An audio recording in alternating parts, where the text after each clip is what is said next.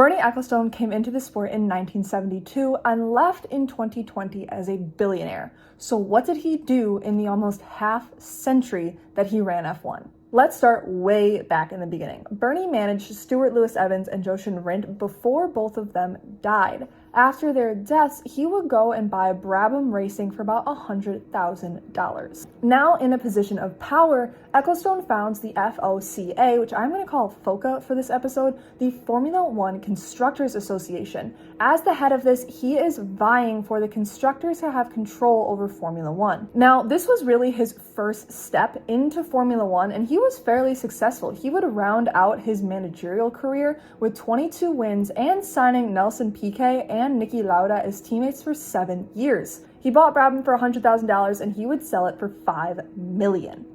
Now, Bernie Ecclestone is not known for his managerial career in F1. He is known for revolutionizing this sport. He is the first person to see F1 as something more than racing and as a form of entertainment that could be marketed to the masses. But in order to be able to gain the rights to F1, he has to get the media rights to it. He's got to go on an uphill battle to do it. It all starts in his war against the FIA. Now, here's the thing that you need to know about F1 in the time of the 70s. There are two managerial bodies.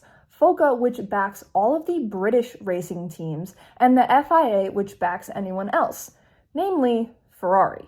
Now, this is where the problems start for Ecclestone, as all of the British teams in F1 equate to about the same voting power as Ferrari alone.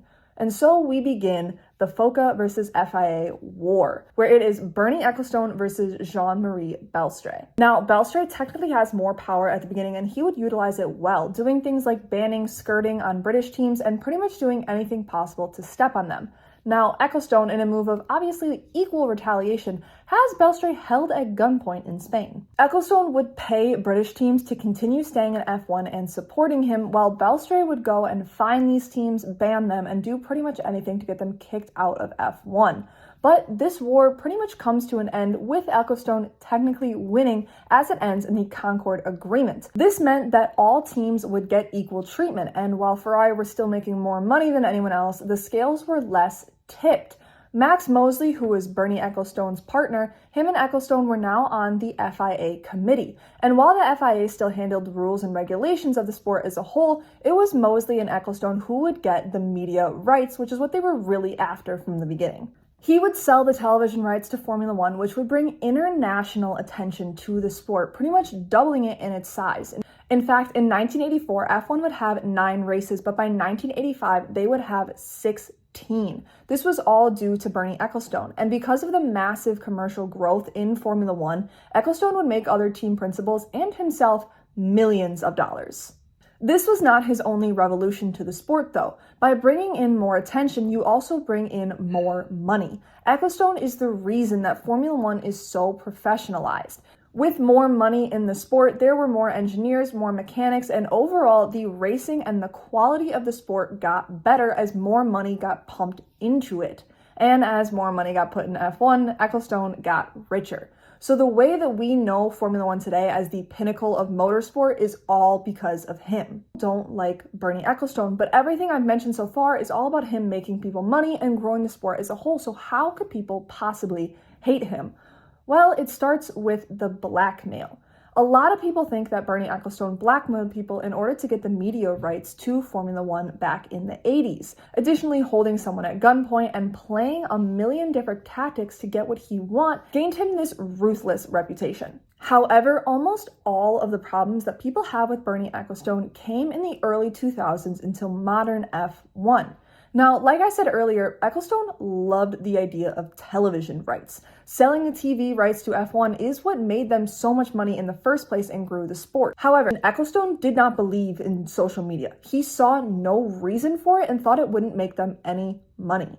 This means that F1 TV, social media channels as we know them, and YouTube playbacks of highlights on the races and other clips simply did not exist. You either watched the race or you heard some updates about it after. You did not get to see clips of the race, overtakes, or anything like that. The majority of media that we consume about F1 right now did not exist until 2017.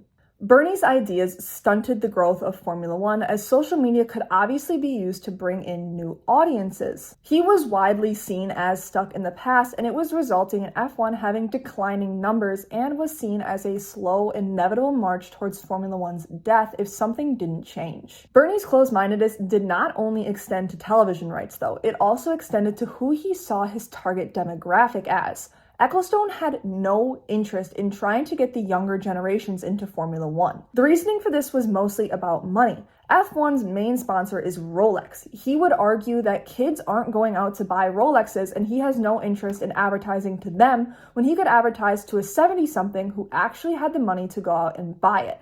However, this meant that you were bringing in an aging demographic. Instead of getting someone into F1 young and having them as a fan for over 60 years, you were getting them into F1 much older, and this fan base would not stick around for a long time.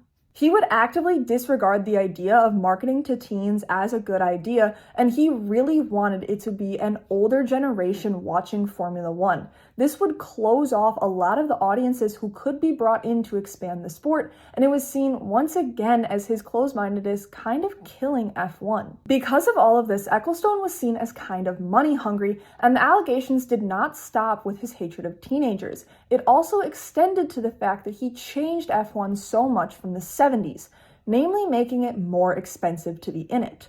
Let's start with the teams. By expanding F1, more money was getting pumped into it from sponsors. Now, this is a great thing for the teams at the top, as they were getting the most money from the sponsors and were able to continue making faster and faster cars, and they had the money to operate a bigger team.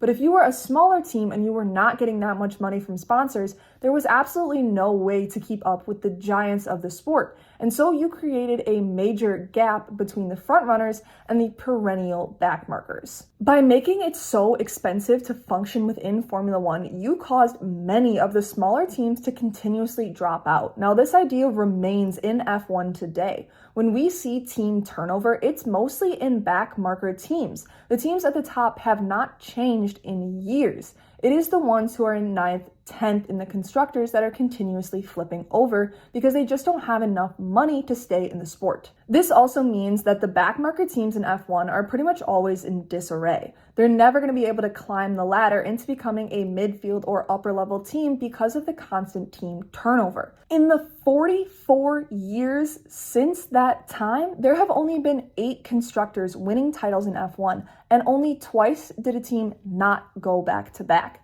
I'm not counting McLaren for this year because they still might next year. We have lived constantly in an era of domination boosted by the amount of sponsor money given to each team, especially the ones at the top. Money not only played a role in which teams were allowed to race, but also where they would be racing. Now, Ecclestone was known for his want to expand the sport globally, and he went to the Middle East and to Asia to do that. Now, this is not a knock on any Middle Eastern or Asian countries, but these are areas of the world with less racing heritage. And Ecclestone was going there because these are countries that would pay exorbitant amounts of money in order to host an F1 race. Now, Ecclestone was not done making money out of this situation, and he would use the amount of money that these countries were willing to pay, and he would go back to Europe and use it as a bargaining chip against European tracks. Ecclestone forced previously established tracks to up the amount of money they would have to pay in order to host a Formula One race. We're talking something like 20 to 25 million to host a race. This meant that races would then have to jack up their ticket prices in order to cover the costs, meaning that F1 as a whole was becoming vastly more expensive. Those without a lot of expendable money were no longer able to buy tickets to Formula One races, and without social media, F1 TV, or even race recaps, you were not really able to follow the sport. Ecclestone had successfully closed off a huge demographic of F1 fans. This is one of the reasons that F1 is such a glamorized sport to this day. It is so expensive, and people who buy tickets to races, especially paddock passes, are able to show off their wealth in the paddock, and Bernie Ecclestone has successfully cultivated a fan base that can afford to buy things like Rolexes and these other high quality and luxury sponsors. But he's cut off generations of F1 fans as well as economic classes by not allowing them to view the races. This is also one of the reasons that F1 has stayed such a predominantly white and male sport despite many other sports making changes in them. The richest demographic in the world is this demographic of white men, and they were most easily able to buy tickets to the races and follow it around the world, and it was cutting off almost anyone who didn't fit this appearance. Now, a lot of this would change in 2017 when F1's media rights were sold to Liberty Media. Now, this was a controversial move in itself, and it is up for debate whether it has been good or bad for the sport, but what it has done is open it to the entire world. Liberty Media saw the power of social media, and now teams are able to have social media channels. They are able to talk more about the races, post clips, and it brings in literally everyone who uses Instagram, TikTok, or any other kind of social media to see the sport, including F1 TV, and race replays allows everyone to view entire races if you miss them on TV. Overall, Ecclestone grew F1 into the sport that it is today through the use of television rights. But his love of TV is also the thing that almost killed this sport.